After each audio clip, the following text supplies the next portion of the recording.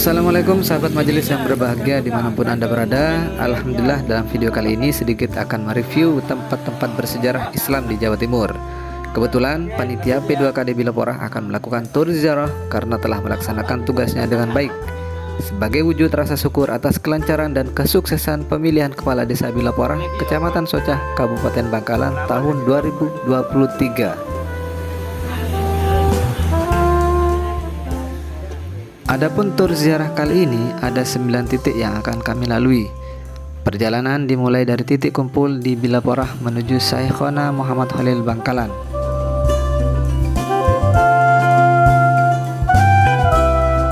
Eits, subscribe dulu bagi yang belum subscribe channel ini agar mendapatkan informasi lainnya seputar dakwah Islam dan kegiatan Majelis Taklim Nurul Hidayah Bila Porah.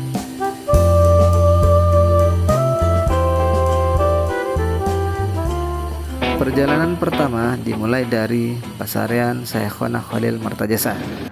Kami berangkat menuju tempat atau lokasi kurang lebih memakan waktu 30 menit perjalanan.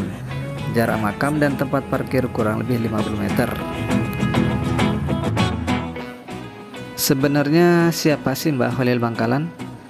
Muhammad Khalil atau biasa dipanggil Kiai Khalil Bangkalan lahir pada tahun 1820 dan wafat pada tahun 1925. Beliau ialah seorang ulama yang cerdas dari kota Bangkalan, Madura. Beliau telah menghafal Al-Quran dan memahami ilmu perangkat Islam seperti nahwu dan saraf sebelum berangkat ke Mekah. Kebetulan, Mbah Khalil pada masa kecil sangat haus akan ilmu, terutama yang berkaitan dengan ilmu fikih dan nahwu.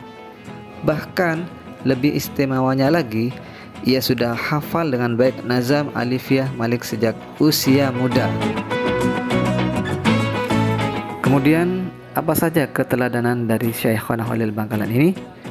Beliau merupakan seorang yang selalu berusaha dan tidak mudah menyerah pada keadaan. Hal ini terbukti pada saat di Jawa.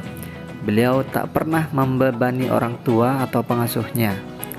Saat menjadi santri, beliau bekerja dan hasil dari pekerjaannya beliau amalkan untuk guru-gurunya.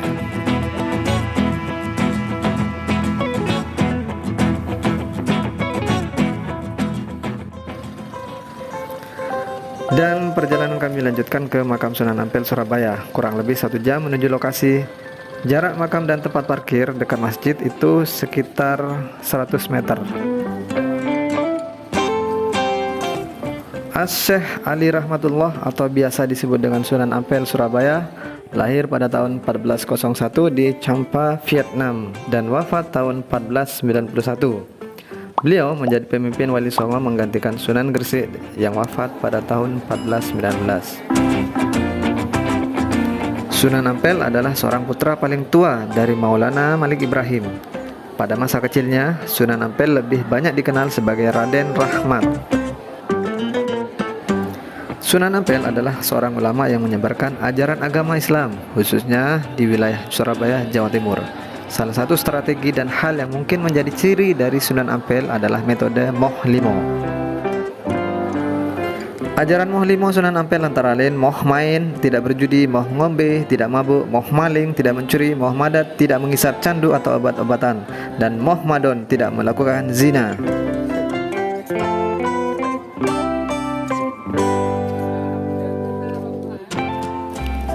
Sunan Giri atau yang mempunyai nama lain Raden Baku, Prabu Satmata, Sultan Abdul Fakih, Raden Ainul Yakin, dan Joko Samudro adalah nama salah seorang wali songo yang berkedudukan di Desa Giri, Kebomas, Gresik, Jawa Timur.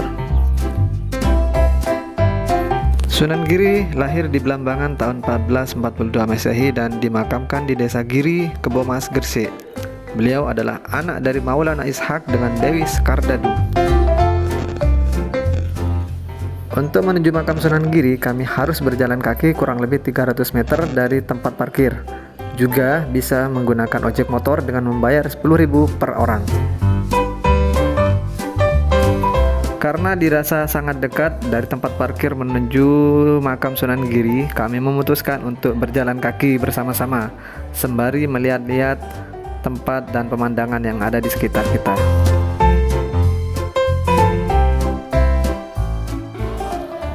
Dan tak lama kemudian kami pun sampai di tempat makam Sunan Giri.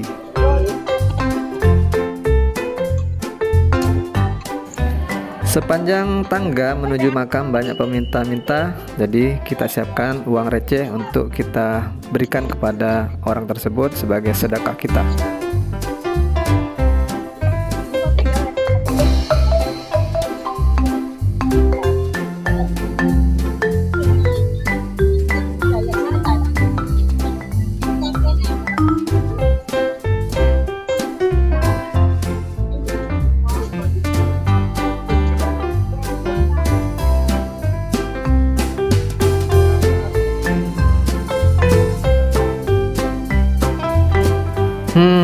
Kira-kira apa strategi dakwah Sunan Giri ya?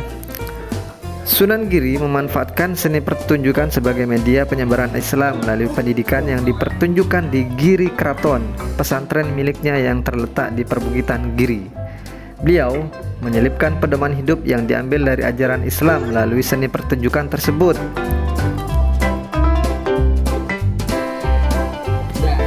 Sunan Giri memiliki peran penting dalam mengembangkan dakwah Islam di Nusantara dengan memanfaatkan kekuasaan dan jalur perniagaan.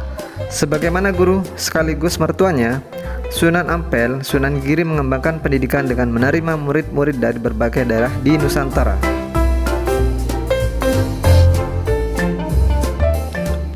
Sunan Giri adalah putra dari Syekh Maulana Ishak dan Dewi Sekardadu.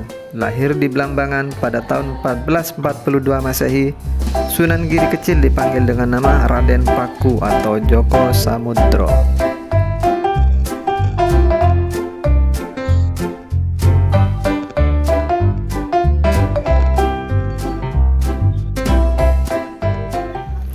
Sebelum masuk area makam Sunan Giri, di sekitar parkiran terdapat makam wali Allah juga, yaitu Sunan Prapen.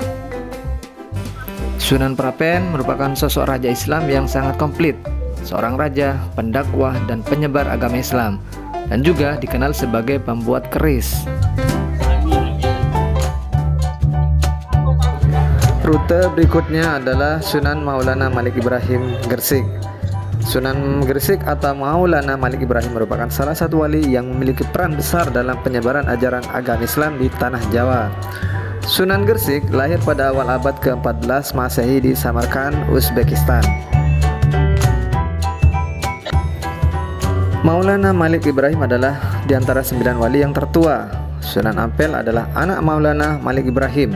Sunan Giri adalah keponakan Maulana Malik Ibrahim yang berarti juga sepupu Sunan Ampel. Sunan Bonang dan Sunan Derajat adalah anak Sunan Ampel. Setelah selesai berziarah, kami memutuskan untuk beristirahat sebentar, melepas penat yang ada di sekitar komplek makam Sunan Maulana Malik Ibrahim Gresik. Dan juga kami melakukan foto-foto bersama untuk mengabadikan momen yang ada di sana.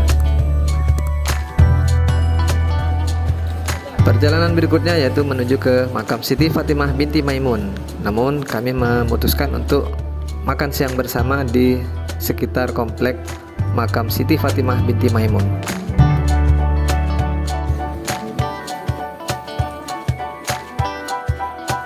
Sahabat majelis dimanapun berada, makam Siti Fatimah binti Maimun ini terletak di Dusun Leran, Desa Pesucian, Kecamatan Manyar, Kabupaten Gresik.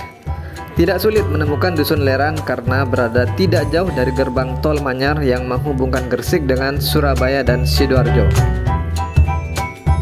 Selain makam Siti Fatimah binti Maimun, di dalam cungkup tersebut juga terdapat makam 4 orang lainnya, yakni Putri Seruni, Putri Keling, Putri Kucing, dan Putri Kamboja.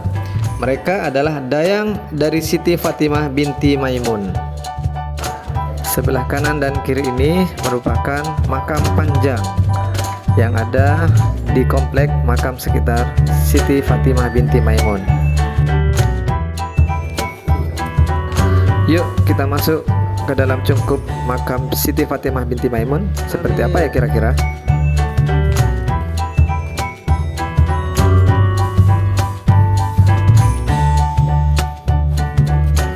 Menurut keterangan Ainur Rofiah, juru kunci makam, Siti Fatimah datang ke tanah Jawa atas perintah Syekh Maulana Malik Ibrahim untuk menyebarkan agama Islam. Kita ketahui bersama Gresik merupakan kota santri yang memiliki kekayaan sejarah keislaman.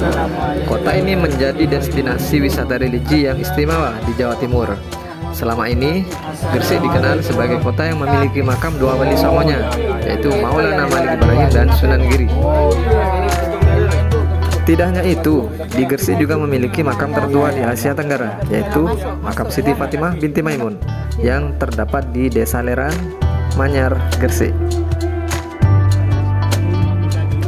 Siti Fatimah binti Maimun lahir di Malaka pada tahun 1064 Masehi. Ia adalah putri dari Syekh Maimun atau Sultan Mahmud Shah dari Iran. Sedangkan ibunya, Aminah, berasal dari Aceh. Siti Fatimah juga dikenal dengan sebutan Putri Retno Suwari. Beliau adalah keponakan dari Syekh Maulana Malik Ibrahim atau salah satu wali songo yang menyebarkan agama Islam di Gresik. Karena ayah Siti Fatimah, Syekh Maimun, adalah sepupu dari Syekh Maulana Malik Ibrahim.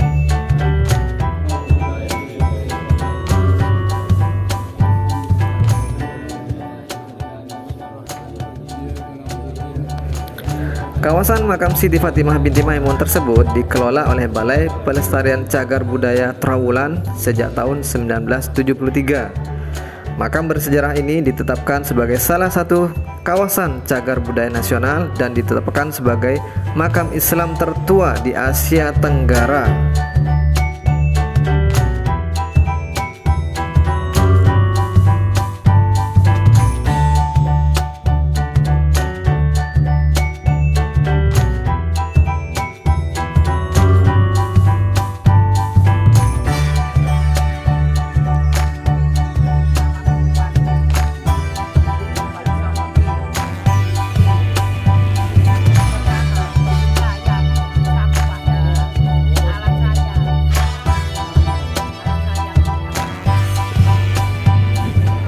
Perjalanan berikutnya menuju Lamongan.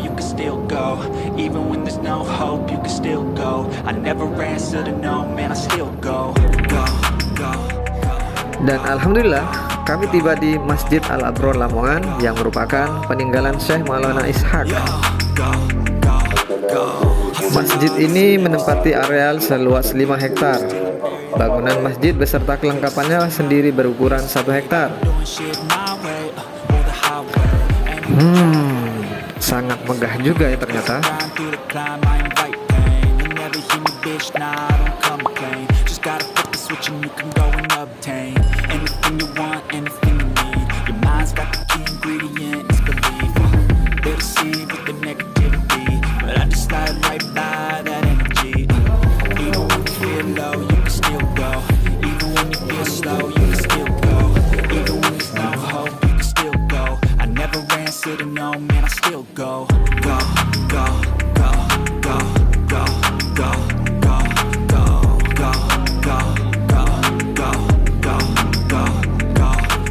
Syekh Maulana Ishaq adalah seorang ulama yang berasal dari Samarkand, dekat Bukhara, Rusia Selatan. Beliau mensiarkan agama Islam di daerah Lamongan, Jawa Timur.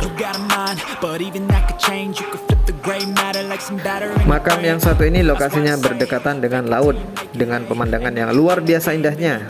Dan tidak hanya itu saja, di samping makam tersebut juga terdapat sebuah masjid 2 lantai peninggalan beliau.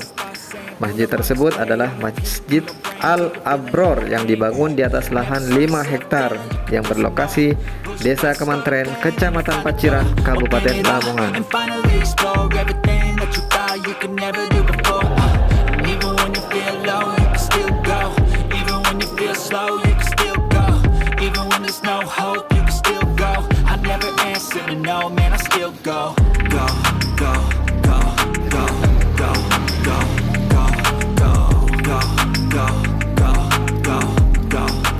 Sunan Derajat diperkirakan lahir pada tahun 1470 Masehi dengan nama kecilnya adalah Raden Qasim, yang kemudian mendapat gelar Raden Syarifuddin. Sunan Derajat adalah putra dari Sunan Ampel dan bersaudara dengan Sunan Bonang yang terkenal dengan kecerdasannya.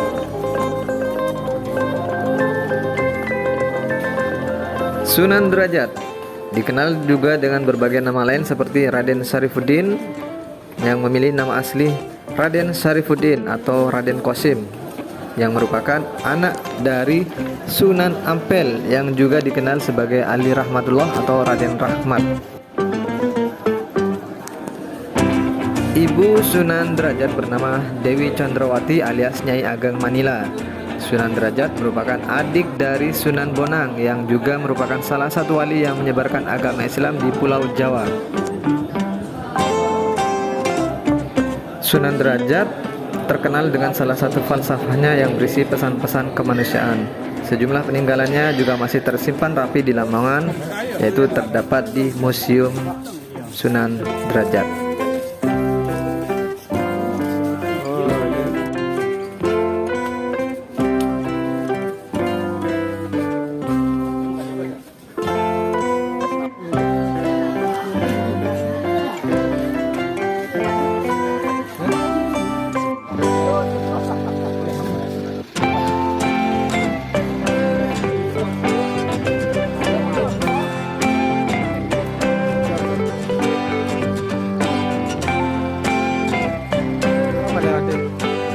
Sebelum melanjutkan ke Sunan Bonang Tuban, ini adalah komplek Masjid Syekh Asmoro Kondi. Syekh Asmoro Kondi merupakan bapaknya Sunan Ampel. Beliau juga merupakan kakek dari Sunan Bonang dan Sunan Derajat. Ada banyak peninggalan dari sejarah syiar Islam di bumi Wali Tuban. Salah satunya yaitu makam Syekh Ibrahim Asmoro Kondi.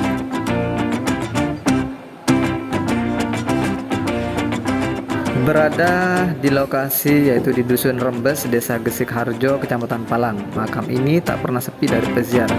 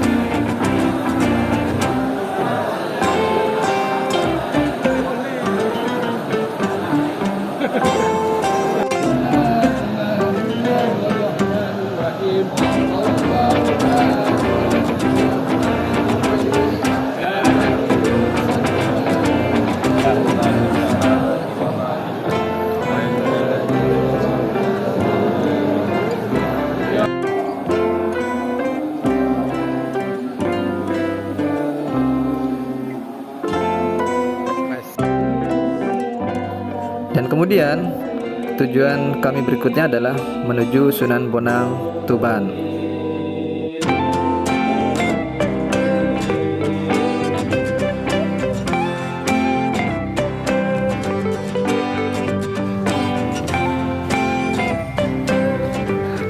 Bumi Wali adalah julukan yang dimiliki oleh Kabupaten Tuban, Jawa Timur. Mengapa? Karena banyak wali yang dimakamkan di daerah Kabupaten Tuban tersebut. Salah satunya adalah Sunan Bonang.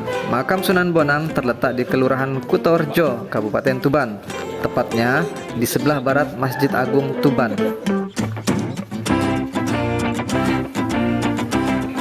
Sunan Bonang merupakan salah satu tokoh penyebar agama Islam atau wali songo yang banyak menggunakan aktivitas seni dalam berdakwah dan penyebaran agama Islam. Sunan Bonang memiliki nama asli Raden Maulana Magdum Ibrahim, adalah anak dari Sunan Ampel dan wafatnya pada tahun 1525 Masehi. Pada dasarnya, makam Sunan Bonang berada di dua tempat, yaitu di Bawean dan Tuban, dan dipercaya keduanya adalah asli. Sunan Bonang sering berdakwah keliling hingga lanjut usia. Beliau meninggal dunia pada saat berdakwah di Pulau Bawean.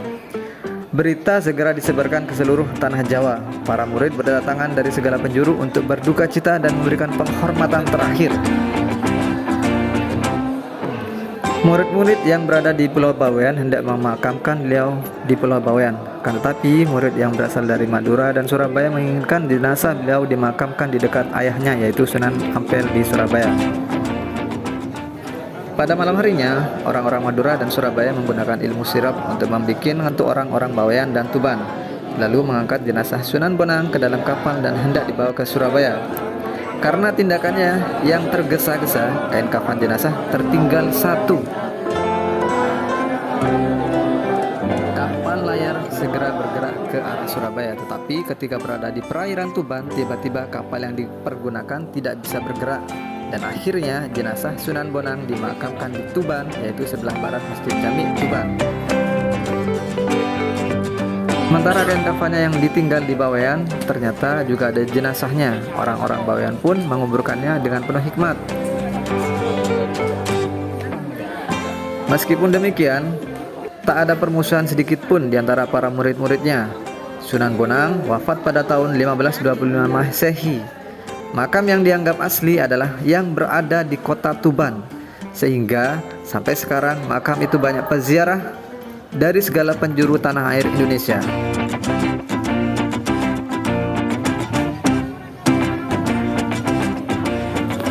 Sahabat majelis yang berbahagia dimanapun Anda berada, demikianlah video Tour X P2KD Bilapora Tour Wali Limo ini sebagai ungkapan syukur atas suksesnya pelaksanaan Pilkades Bilapora Kecamatan Soca, Kabupaten Bangkalan tahun 2023. Terima kasih telah menonton video ini sampai selesai dan semoga bermanfaat. Assalamualaikum warahmatullahi wabarakatuh.